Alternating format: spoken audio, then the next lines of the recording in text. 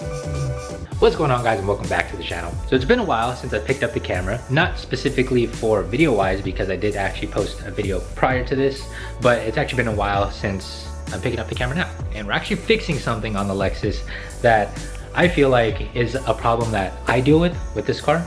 I'm pretty sure a lot of you guys deal with this problem as well. But today we're gonna be taking care of this little gap between the bumper and the fender.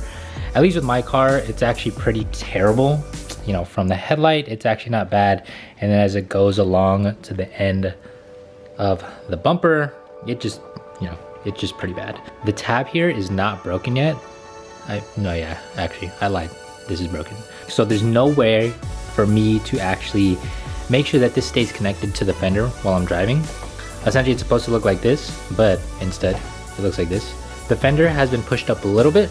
So in the process of this whole thing, I'm going to make sure that this is mounted properly and this is seated.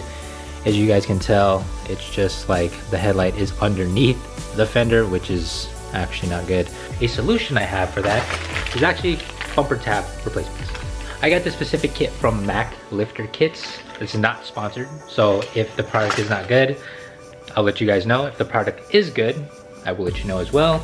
They had a lot of good reviews, at least from what I've seen, on the bumper tab kind of replacements, not specifically for the Lexus, but for other cars as well. I really like to put things on my car that, you know, at least will hold up for the, not for the time being, but going forward, because I don't like buying something and I'm gonna have to replace it later on. So I'll install these, show you guys the process on how it works. So this is what we have here that came in the packaging. So we have these little reinforcement things. These are actually gonna attach to the fender. And these guys, these are going to attach to your bumper itself. So when I take off the bumper, you guys will see a little bit better.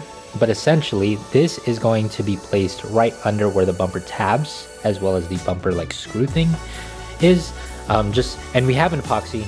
I bought some epoxy today. So that is how it's going to be held in to the bumper itself. This is probably going to be a 2-day process, just because when you do apply this to your bumper using the epoxy, you will need 24 hours in order for it to cure. Stay tuned, get your popcorn, get your boba, get your coffee, whatever. Enjoy the video.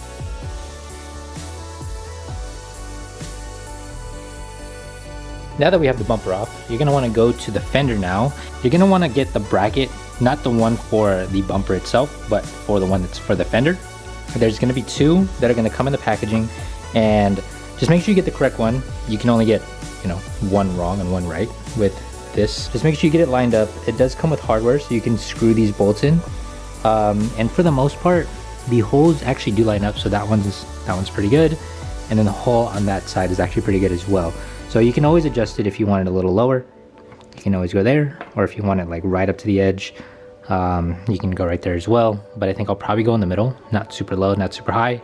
One thing I was a little cautious about with this particular part is that I was hoping that the fitment wasn't going to be super terrible. With the 2IS, there's not a lot of aftermarket support for these cars. So the chances of you finding something that works very well with this car, whether it's fitment wise, it's very hard to find that. So these actually look like they line up pretty well as well. So let me show you the little thing for the bumper, just so you guys can see. So as you can see, my bumper is literally broken. I've tried zip ties, the screw won't even work anymore, so this is kind of cooked. But this little bracket thing, this is going to be installed underneath as a little bit of reinforcements. If you look at the holes, they're actually lined up pretty well. Like this big one for the bolts, that one's pretty good. And then for the other tabs, they actually lined up pretty well, which was my fear in the beginning. But after lining it up, it actually does, you know, line up pretty good.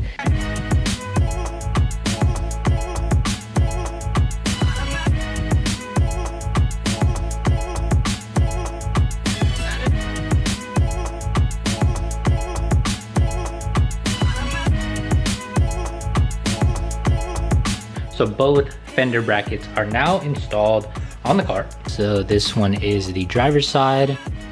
Looks pretty good. This one is pretty solid. And then we do have the passenger side right here. What I did notice, because I did do the passenger side second, is that if you remove the headlight, you will have more clearance to install the bolt that's closer to the front of the car.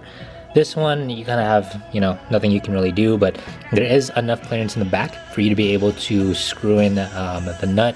The whole install, of these brackets probably took at least 5 minutes, 5 to 10 minutes for both. It wasn't too bad at all.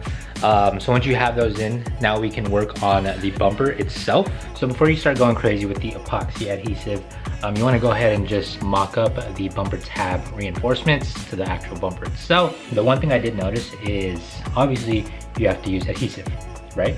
But you also need something to hold it down so that the connection sticks at least for 24 hours. And I can hold it, you know, probably for like 2 to 3 minutes, maybe like 5 minutes, but I don't think I'll be able to hold this for 24 hours. I do not have clamps small enough for this, so this is going to be interesting and see how I'm going to do this. So the only clamps I have, or at least something that I have to hold it down, is, you know, pretty much more like strenuous clamps, not like small ones. These are obviously, you know, I can hold it like this, but how is it going? Like, my hand's just not gonna be there for 24 hours holding this thing, which I think the tool should be fine, but I might have to do one, like the driver's side first one day, and then after the 24 hours that is done, then I'll do the other side so I can use the clamps. You have clamps yourself, you've done epoxy stuff before, this should be no problem. I don't think you should have any big issues. I think we're just gonna make do with what I got. So for the epoxy that I'm deciding to use, I'm gonna go with the E6000. I don't know if this brand is good. I went to Target and I was gonna get some Gorilla, you know, epoxy adhesive, but the particular Target that I went to didn't have what I was looking for. So this is how the epoxy looks like. Kind of looks like a little syringe, ice in the veins type.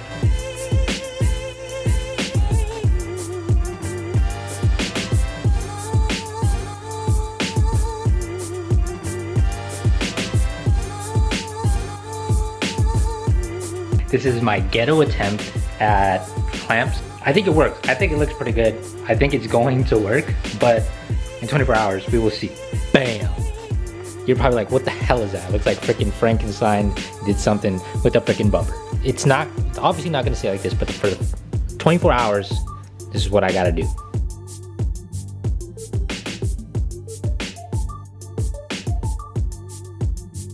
I don't think there's any more for me to show you guys. I'll check in with you guys in 24 hours. All right, y'all, so we are now back. Not 24 hours later, but I wanna say like 48 hours later. After I initially put the bumper tab and the epoxy on the first side of the bumper, I wanted to check on it after the first 24 hours, and honestly, it held in pretty well. So I started off with the driver's side, and as you guys saw, the weird little kind of Frankenstein looking thing, I checked on it. 24 hours later, it's stuck. And you know, this is 48 hours later and it's still stuck. So I thought, you know, pretty good. The passenger side is now fixated on. I don't know if you guys can tell, but you can see a little silver piece, a little metal piece right there. I tried to line it up as best as I could, but you could just see a little bit of metal there. So I did do the passenger side. I did that yesterday. So it's been 24 hours. I let it cure and it's still good. We're now ready to kind of mount it on to the bumper tab, you know, a little bracket thing that's connected to the fender. I did end up fixing the fitment on the headlight where the fender is because it was just absolutely terrible. So without further ado, I know this is what you guys have all been waiting for, but let me go ahead, sit you guys down, put the bumper on, and then we'll see how it looks like with the new tab.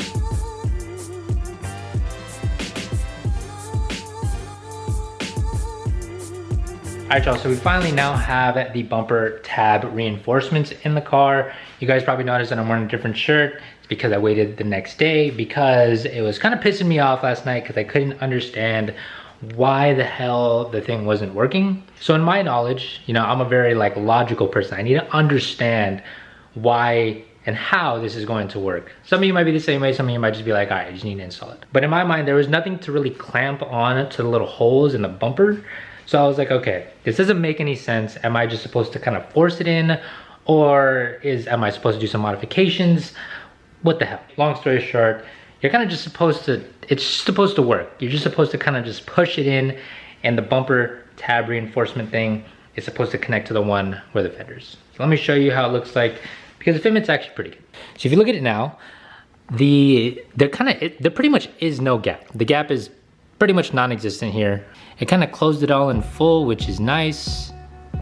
So not bad. And then you go up to the headlight and the fitment's actually pretty good as well. So it kind of follows the whole body line and it reinforces it pretty much in this area where a lot of you guys are gonna have a saggy bumper. It closed the gap as well on this side, which is pretty good.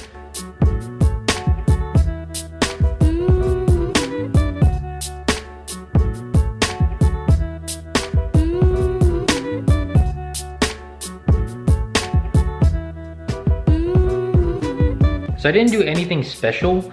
The only thing that I had to do was kind of manhandle it a little bit and kind of force it in because it wouldn't go gently, if you know what I mean. So if you guys do get this kit, don't be afraid to kind of like manhandle the thing. Also, I did notice that the epoxy is starting to come off. So if you guys have a little bit more reinforcement epoxy to use, I would highly suggest that. The E6000, I think that's the brand that I got, wasn't actually, it didn't work. It worked in the first portion of the install, but once you got to kind of actually putting the bumper tab reinforcement into the actual thing, that's where you're gonna get the issues. But if you guys want to purchase one for yourself, I'll leave the link down in the description down below. If you found this video helpful, definitely give this video a big thumbs up. If you guys aren't already, subscribe to the channel down below.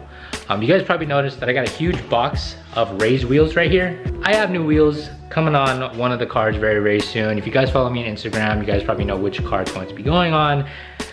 Maybe not the color itself, but in the next few videos, you guys will see what wheels I got, and then we'll mount them on. So if you guys are excited for that, definitely stay tuned for the next few videos.